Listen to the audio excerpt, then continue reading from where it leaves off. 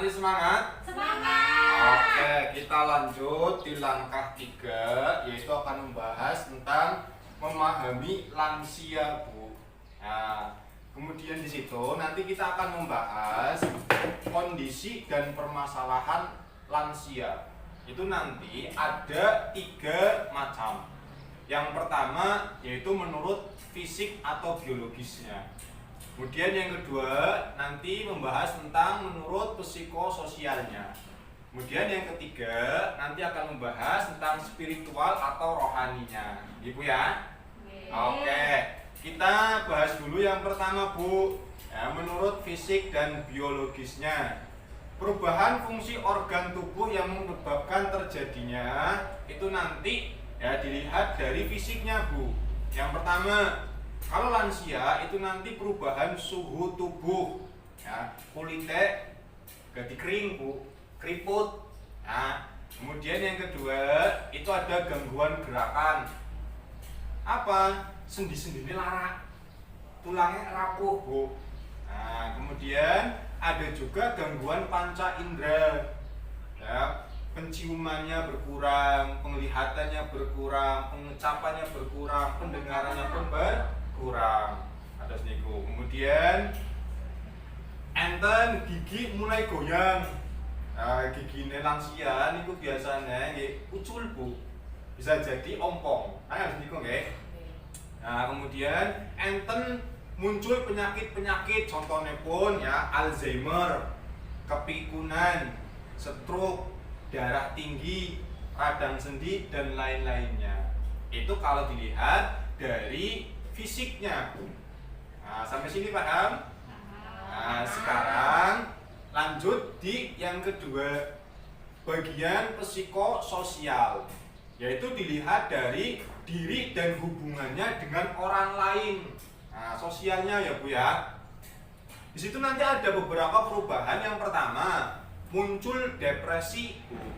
Orang-orang yang lanjut lansia, ya, lanjut usia, itu nanti akan ada yang namanya muncul depresi, Bu. Contohnya apa? Ya, kenapa muncul depresi? Yaitu yang pertama perubahan fisik, Bu. Awaknya saiki sing ngone ayu ganti jelek. Ya, Bu ya. Karena usia. Kemudian yang kedua, kesepian, ya, si mau anaknya pada ngumpul, saya ditinggal anaknya, nah, Ibu ya. Kemudian yang ketiga, takut terkena penyakit. Nah, yang wis tua, kayak rentan kena penyakit, kayak mbak Dina sakit terus, ya, Bu ya. Kayak saya wedi, Bu, muncul seperti itu. Kemudian ada lagi agresif. Bentuk agresifnya ini apa? Yaitu marah-marah, sering tersinggung, Bu. Anak ngomong sacuwi dia tersinggung. Nah, ya gue. Kemudian ada perubahan sikap dan perilaku lainnya. Contoh, ya, yang dulunya sering main ke rumah tetangga, sekarang jadi pendiam, murung di rumah, itu ada, Bu. Ya, kemudian sering melamun, ya, Bu. Kemudian apa? Sering mengingat masa lalu kayak gitu kalau lansia. Kemudian yang terakhir itu ada dilihat dari spiritual atau rohaninya, Bu.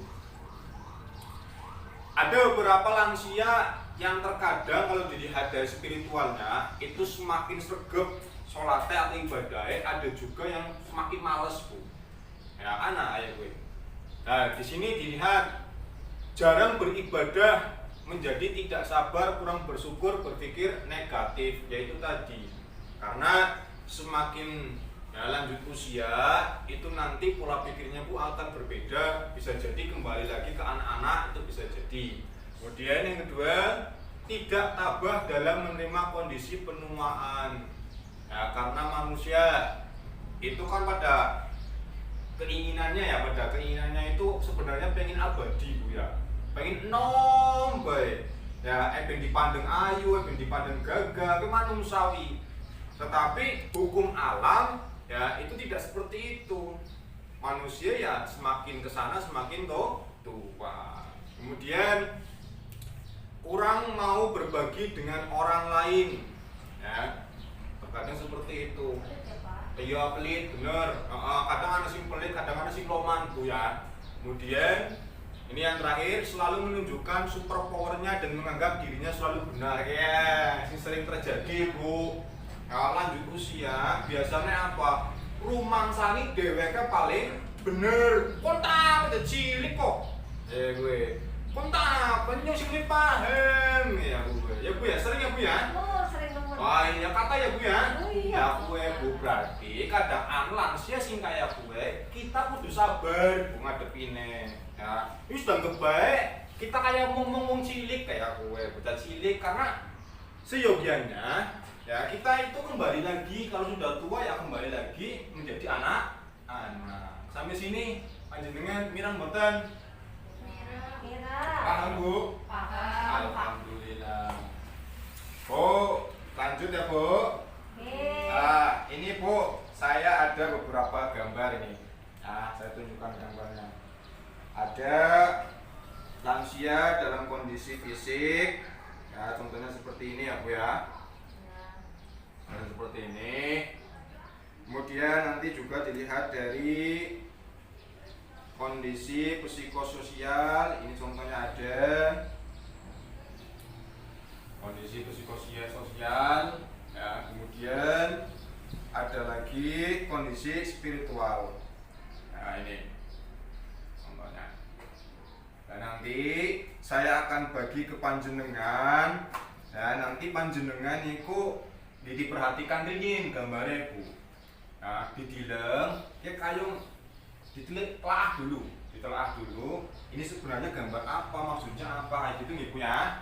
Nah, ini saya bagi Bu, berarti satu orang dapat 3. Tuh. Nah,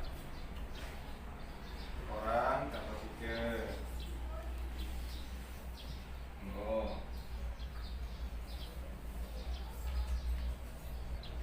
Ya. Bu, sekarang panjenengan itu dilihatin, dipahami maksudnya apa gambar kue, ya Bu ya.